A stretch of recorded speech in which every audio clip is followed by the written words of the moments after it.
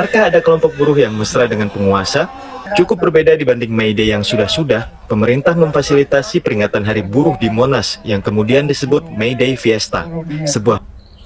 Halo semuanya, Assalamualaikum warahmatullahi wabarakatuh. Kembali lagi bersama saya di channel Hanif Saputra. Seperti biasa teman-teman semuanya, di channel ini kita akan membahas isu-isu terkini yang masih ramai diperbincangkan. Nah, bagi teman-teman semuanya, berhubungan dengan memperingati Hari Buruh Internasional pada 1 Mei 2026, tepatnya beberapa hari yang lalu ya, kita memperingati sebagai Hari Buruh Internasional dan biasa dikenal sebagai istilah May Day, di mana kita memperingati bagaimana perjuangan para buruh ya di seluruh belahan Nusantara, di seluruh belahan dunia untuk memperjuangkan hak-haknya, hak-hak para buruh agar tidak lagi ditindas oleh para penguasa. Nah, kita menarik nih bagaimana kita melihat May Day yang dilakukan di Jakarta tepatnya ya. Yang sebelumnya kita melihat May Day adalah sebuah aksi yang disuarakan oleh kelompok buruh untuk menyuarakan aspirasinya kepada para penguasa agar didengar, agar para penguasa dapat bertindak secara langsung. Dan bagaimana perjuangan May Day ini biasanya dilandasi oleh sebuah keresahan para buruh atas hak-haknya yang tidak dipenuhi oleh para penguasa. Nah, kita melihat ada sedikit perbedaan teman-teman semuanya bagaimana May Day yang dilaksanakan di beberapa titik di Jakarta, ada yang di Monas, ada juga yang tetap menyuarakan aksi di gedung DPR ya, dan juga ada yang mengadakan yang dinamakan sebagai Fiesta, May Day Fiesta ataupun pesta yang juga didatangi oleh Presiden Prabowo. Kita akan lihat teman-teman semuanya bagaimanakah hal yang mendasari apa sebenarnya yang terjadi, kenapa May Day kali ini justru narasinya bukan narasi perjuangan, bukan narasi aksi, namun narasi pesta. Nah, ini cukup berbeda dengan versi May Day sebelumnya. Seperti biasa teman-teman semuanya, pada kesempatan kali ini kita akan kembali melihat beberapa cuplikan video yang akan kita kritisi bersama teman-teman semuanya, yang akan kita reaction bersama ya. Nah, tanpa berlama-lama kita akan kembali melanjutkan videonya. Panggung menghadap Istana Merdeka berdiri megah di Silang Monas, dihadiri oleh Presiden, pejabat tinggi pemerintah, hingga pimpinan lembaga DPR MPR. May Day Fiesta dianggap melemahkan gerakan buruh dan memunculkan tanda tanya. Sementara di depan gedung DPR MPR, Aliansi Gerakan Buruh Bersama Rakyat atau GEBRAK mengaku masih konsisten mendorong agenda kerakyatan dengan tidak mengikuti May Day Fiesta. Mereka punya pandangan yang berbeda mengenai rencana pembentukan Satgas PHK yang disampaikan Prabowo di Monas. Pimpinan-pimpinan buruh yang saat ini bersepakat untuk melakukan May Day Fiesta itu harus kembali lagi ke gerakan rakyat untuk menjelaskan apa sebenarnya Satgas PHK. GEBRAK menilai Satgas PHK masih perlu dibahas karena masih belum ada kesepakatan dengan Aliansi Gerakan Buruh. Rezim ini bisa jadi 5 tahun bahkan 10 tahun, sementara 1 tahun pertama Prabowo itu belum kita uji keberpihakannya secara konkret dan real baik kepada buruh, kepada petani. Maka seharusnya kita itu tidak semudah itu dikerangkeng di dalam mekanisme formal. Bagaimana respons perwakilan Konfederasi Buruh yang hadir di May Day Fiesta? Saya menghormati betul langkah kawan-kawan yang tetap aksi karena itu hak demokrasi, tapi hormati juga kawan-kawan yang memilih untuk menyampaikan aspirasi. Ya, namanya orang beda pandangan itu biasa, tapi jangan menuduh yang enggak. Kita nggak memaksakan untuk ikut, karena itulah demokrasi. Ada berbeda pendapat, buat kami hal yang biasa. Menurut ahli, 2 titik May Day ini menandakan adanya faksi yang beragam di antara aliansi buruh. Namun pembedanya adalah cuman yang membedakan di sini memang adalah akses politik ya.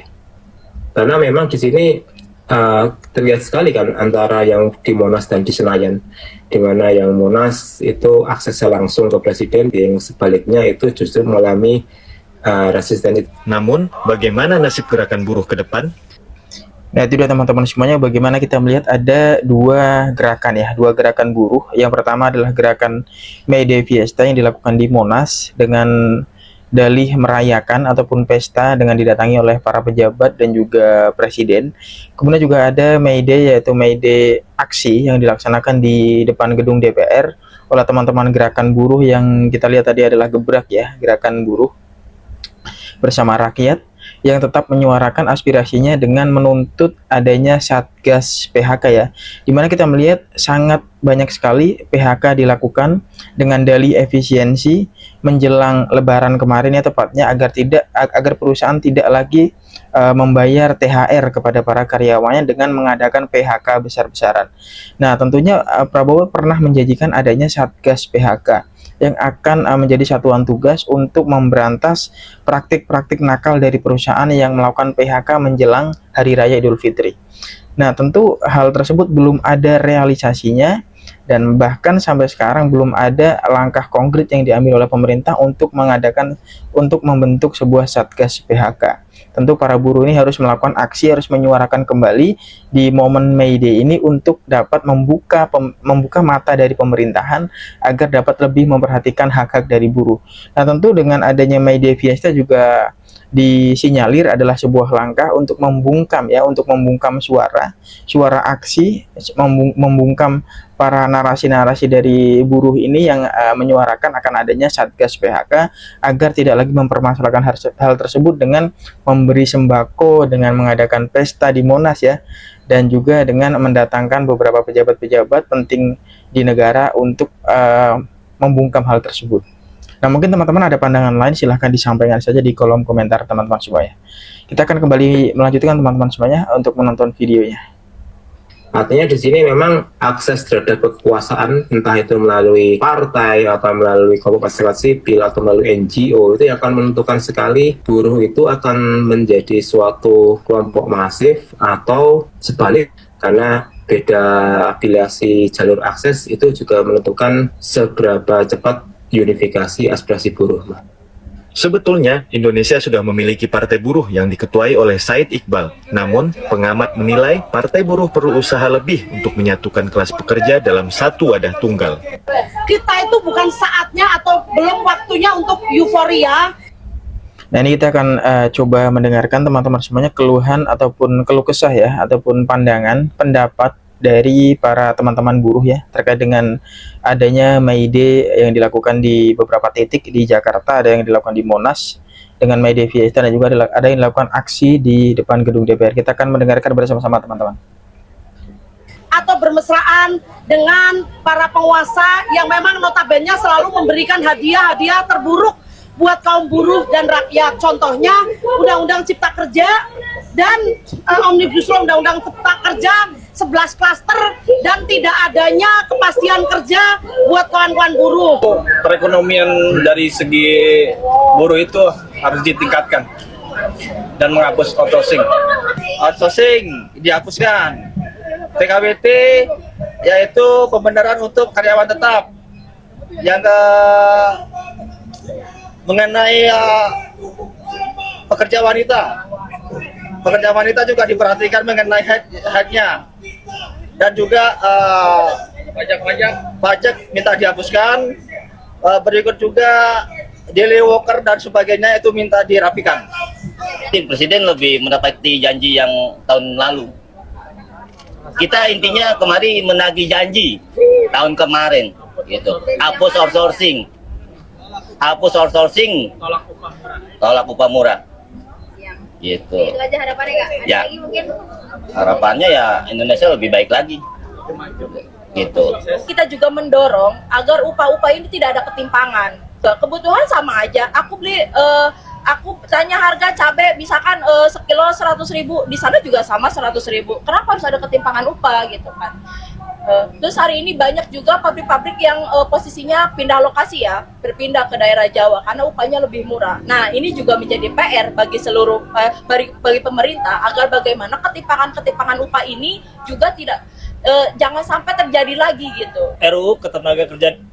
Ya, itu dia teman-teman semuanya, kita mendengarkan beberapa narasi-narasi ataupun keluh kesah yang disampaikan oleh teman-teman buruh. Ada yang ingin membina outsourcing ya, dengan meniadakan outsourcing, meniadakan outsourcing, kemudian membenahi praktik-praktik PKWT, kemudian daily worker, juga memperhatikan hak-hak perempuan yang haid, dan juga dengan adanya beberapa ketimpangan upah ya, upah yang sangat minim dengan upah minimum di beberapa daerah itu sangat berbeda, dan namun kebutuhan tetap sama ya, harga kebutuhan tetap sama namun dengan upah minimum yang berbeda.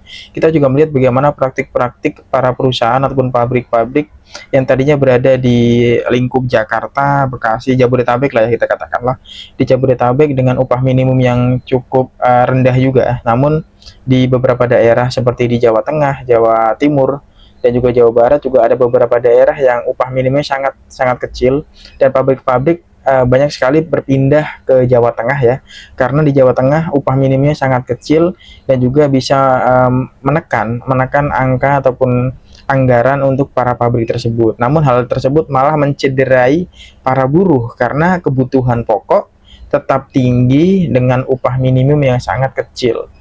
Nah, kita akan kembali mendengarkan teman-teman semua. Yang baru, kami mengharapkan dari pemerintah Republik Indonesia itu segera untuk mengeluarkan undang-undang ketenagakerjaan yang baru yang pastinya berpihak kepada buruh. Di tahun sebelumnya Pak Presiden Prabowo itu sudah sempat menyatakan bahwa akan menghapus outsourcing. Maka tahun ini kita akan menagih janji untuk hapus outsourcing itu. Batal rencana unjuk rasa. Nah, apakah outsourcing ini akan terrealisasi teman-teman semuanya, akan dibatalkan ya? Akan ditiadakan karena outsourcing ini dinilai telah merenggut hak dari para buruh, karena dengan adanya potongan upah yang disetorkan kepada outsourcing dinilai angkanya ada beberapa yang tidak relevan dan dinilai sangat mencekik bagi sebagian buruh, karena kita melihat upah dari buruh saja sudah sangat mepet ataupun sangat minim ya, untuk memenuhi kebutuhan sangat susah, namun masih dipotong oleh para outsourcing. Tentu hal ini harus terus dibenahi oleh pemerintah, apakah akan ditiadakan atau akan diatur ulang pengaturannya terkait dengan outsourcing ini dengan adanya beberapa sektor-sektor yang diperbolehkan untuk menggunakan outsourcing dan juga sektor-sektor yang tidak diperbolehkan menggunakan outsourcing. Karena kita melihat dalam prakteknya sekarang outsourcing bahkan telah memasuki semua sektor, baik sektor formal maupun sektor informal dalam dunia kerja. Tentu ini harus dibenahi, harus ditata ulang ya, tentunya oleh Kementerian Ketenagakerjaan ya, yang menjamin hak-hak dari tenaga kerja. Kemudian kita akan kembali melihat teman-teman semuanya cuplikan video selanjutnya. Peringatan Hari Buruh yang digantikan perayaan May Day bersama Presiden Prabowo di Monas. Guys, Konfederasi Serikat Pekerja Indonesia atau KSPI dan Partai Buruh batal unjuk rasa peringatan Hari Buruh 2026 di DPR RI. Presiden Partai Buruh Said Iqbal bilang keputusan ini diambil setelah berdiskusi dengan Presiden Prabowo selama 1,5 jam. Dari diskusi yang kurang lebih hampir 1,5 jam tersebut, KSPI dengan didukung oleh Partai Buruh memutuskan untuk mengadakan perayaan May Day bersama Bapak Presiden Prabowo Subianto dan teman-teman serikat buruh lainnya di Monas. Sebelumnya, Said DKK berencana peringati Hari Buruh dengan unjuk rasa di depan DPR RI kalau permintaannya tidak dipenuhi. Nah, di pertemuan bareng Presiden itu, Said sampaikan 11 isu ketenagakerjaan. Di antaranya ada pengesahan RUU Ketenagakerjaan, hapus outsourcing dan upah murah, dan lainnya. Nah, usai pertemuan, maka peringatan May Day diganti. Yang tadinya unjuk rasa, jadi perayaan May Day bareng Presiden Prabowo Subianto. Wah, kalau dulu. Nah, gimana teman-teman semuanya? Bagaimana perpindahan dari yang tadinya rencana awal adalah aksi untuk menyuarakan isu-isu terkait dengan tenaga kerja, diganti menjadi perayaan ya, menjadi perayaan. Hal ini diduga karena Partai Buruh yang mewakilkan para buruh ini, yang dinilai mewakilkan, itu bersepakat dengan Presiden Prabowo untuk mengadakan perayaan May Day Fiesta di Monas. Apakah hal ini dinilai relevan di tengah perjuangan yang seharusnya May Day itu adalah menyuarakan perjuangan rakyat, menyuarakan bagaimana para buruh bisa melawan para penguasa-penguasa yang sangat keji, yang sangat beringas ya, yang sangat sering melanggar aturan-aturan dan sering menciderai hak-hak dari para buruh. Namun Partai Buruh yang seharusnya mewakilkan sebagai partai buruh, harusnya mewakilkan buruh, justru malah ikut penguasa, bersekutu dengan pemerintah untuk mengadakan perayaan di Monas. Nah, silakan teman-teman semuanya, apakah hal ini menurut teman-teman dinilai relevan dilakukan atau justru malah semakin mencederai hak-hak dari para buruh? Nah, kita sangat disayangkan jika perjuangan buruh ini harus terpecah belah seperti ini teman-teman semuanya. Memang kita negara demokrasi dan seseorang memang berhak untuk memilih jalannya sendiri, namun kita harus tahu ya esensi daripada May Day. Esensinya adalah di mana hari ini adalah hari para buruh menyuarakan hak-haknya, menyuarakan narasi-narasi, menyuarakan isu-isu ketenaga kerjaan yang dinilai sampai saat ini masih belum sesuai dan belum adil terhadap para buruh dan sering kali mencederai hak-hak dari para buruh. Nah, baik teman-teman semuanya, kita akan kembali menonton cuplikan video selanjutnya. Demo buruh datangin istana buat ketemu presiden. Nah sekarang presiden yang datang ke demo. Jadi Pak Prabowo ini kan ternyata emang presiden kedua setelah Soekarno yang datang ke acara May Day buat ketemu sama ribuan massa buruh. Jadi ternyata presiden-presiden sebelumnya kayak Bu Megawati, Pak SBY, Pak Jokowi, kalau May Day itu cuma ucapan formal, press release, posting sosial media, atau ngundang perwakilan buruh ke istana. Nah baru di era Prabowo lagi, ribuan massa buruh pas May Day disamperin sama dia. Ada orasi pula, gue yang nonton deg-degan Pak. Soalnya presiden ini kan statusnya kepala negara ya, ngadepin ribuan massa buruh. Opsinya cuma dua, antara Pak Prabowo ini diterima atau disorakin abis-abisan sama massa. Tapi kalau kita lihat May Day 2025 tahun lalu, Pak Prabowo kan turun juga tuh, beliau sangat diterima sih emang. Tapi pasti ada yang bilang, presiden nggak ngucapin defeat, masa cuma di IG story doang, dasar nggak punya empati. May Day 2026, Presiden Prabowo. Nah, gimana teman-teman semuanya? Bagaimana memang May Day seperti ini di mana presiden turun itu pernah terjadi di masa pemerintahan Soekarno ya, dan kembali terjadi di masa pemerintahan Prabowo. Namun apakah hal ini merupakan hal yang bagus dan hal yang langkah pemerintah dalam mendengarkan aspirasi para buruh terutama, ataukah langkah sebaliknya, langkah pemerintah untuk membungkam aksi dari para buruh? Silakan teman-teman semuanya, bisa disimpulkan masing-masing jika ada pendapat ataupun ada argumentasi, dituangkan saja di kolom komentar. Kita akan berdiskusi di kolom komentar dan saya sangat terbuka untuk membaca dan juga berdiskusi di kolom komentar. Nah, bagaimana teman-teman semuanya memandang hal ini? Apakah langkah dari Prabowo ini adalah langkah yang sudah benar atau langkah yang justru akan menyebabkan blunder ke depannya? Dan kita akan kembali melihat ya teman-teman semua untuk cuplikan video berikutnya. Janji 1 juta rumah sampai Satgas anti PHK. Hari Buruh 2026 di Monas pecah gara-gara Presiden Prabowo Subianto datang janji bangun 1 juta rumah sampai ngeluarin aturan mitigasi PHK. Salah satu yang paling ditunggu itu soal janji daycare atau tempat penitipan anak buat para pekerja, terus soal tempat tinggal. Targetnya tahun ini mau ngebangun 1 juta rumah yang lokasinya itu dekat kawasan industri biar gampang diakses. Menariknya lagi teman-teman, DP rumah ini bakal dipotong jadi 30% aja. Dan masa cicilannya bisa panjang banget tuh, dari 20 sampai 40 tahun. Buat urusan berangkat kerja, pemerintah kabarnya mau nyediain kartu transportasi khusus yang harganya serba murah. Terus banyak kan di kolom komentar atau teman-teman ngebaca, buat ngelindungi pekerja gimana? Nah, Pak Prabowo Subianto katanya ngumumin, udah akan ke Kepres nomor 10 tahun 2026 tentang Satgas mitigasi PHK. Beliau ngingetin kalau negara bakal bela buruh dan siap ambil alih tanggung jawab kalau ada pengusaha yang nyerah. Puncaknya, makin heboh ketika Pak Prabowo Subianto itu tiba-tiba ngebuka baju safarinya dan ngelempar itu ke arah massa.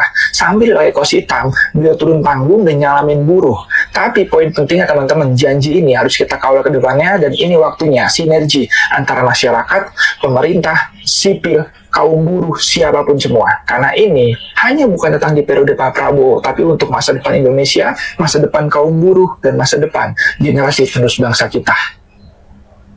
Nah, itu dia teman-teman semuanya, bagaimana kita melihat pada May Day Fiesta kemarin dipaparkan beberapa janji-janji dari Prabowo Subianto yang akan menjanjikan 1 juta rumah lah, akan membasmi outsourcing, akan menyediakan beberapa transportasi khusus untuk para buruh dan lain sebagainya. Tentu janji-janji ini jangan kita biarkan hanya menjadi omon-omon belaka teman-teman semuanya. Kita akan terus kawal, kita harus terus kawal janji-janji dari Presiden Prabowo ini agar tidak hanya omon-omon belaka. Karena kita sering melihat nih beberapa kali ya, presiden itu menjanjikan, hanya menjanjikan, kemudian tidak terrealisasi dengan berbagai alasan.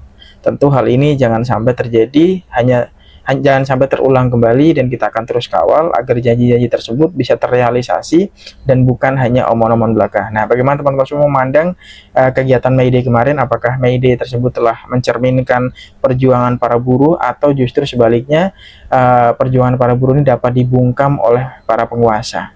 karena kita melihat terpecah menjadi dua, ada May Day yang dilakukan di May Day Fiesta dengan dilakukannya perayaan, namun juga masih ada beberapa teman-teman buruh yang juga menyuarakan aksinya di gedung DPR untuk menyuarakan aspirasinya tentang isu-isu ketenaga kerjaan yang selama ini mereka rasakan dan mereka resahkan, karena sampai saat ini belum ada realisasi janji satu tahun lalu ya dari Presiden Prabowo juga yang menjanjikan akan melakukan atau membentuk Satgas PHK. Namun sampai saat ini Satgas PHK belum terbentuk dan belum ada tanda-tanda untuk terbentuk. Dan bahkan sekarang juga kita melihat bagaimana keresahan masyarakat terkait dengan outsourcing yang semakin merajalela dan perlu dibina, perlu ditata ulang, perlu dirapikan kembali agar tidak merugikan para buruh, teman-teman semuanya. Nah, baik teman-teman semuanya, silakan jika kalian ada sanggahan, ada argumentasi ataupun ada kritik dan saran agar video ini menjadi lebih baik, silahkan dituangkan saja di kolom komentar. Saya rasa untuk video kali ini kita telah menonton beberapa cuplikan video terkait dengan May Day yang dilakukan di Monas dan May Day yang dilakukan di DPR, teman-teman semuanya. Dan saya rasa sudah cukup untuk video kali ini, kita akan cukupkan saja sampai di sini. Saya akan mengucapkan terima kasih kepada kalian semua yang telah menonton video ini. Terima kasih teman-teman semua atas atensinya. Semoga video ini bermanfaat bagi kita semuanya. Dan saya rasa saya akan sudahi saja sampai di sini ya teman-teman semua. Saya doakan semoga kalian semua selalu dalam keadaan sehat dan selalu dalam lindungan Allah Subhanahu wa taala. Dan saya juga mengucapkan selamat Hari Buruh kepada semua buruh di dunia, khususnya di Indonesia. Selamat Hari Buruh untuk teman-teman buruh. Semoga narasi yang kita bangun, semoga aspirasi kita sebagai buruh dan semoga pemerintah ya dapat mendengarkan dan dapat merealisasikan janjinya kepada para buruh. Baik teman-teman semuanya, saya Hanif Saputra pamit undur diri dari video kali ini dan kita akan bertemu lagi di video selanjutnya. Terima kasih teman-teman semuanya.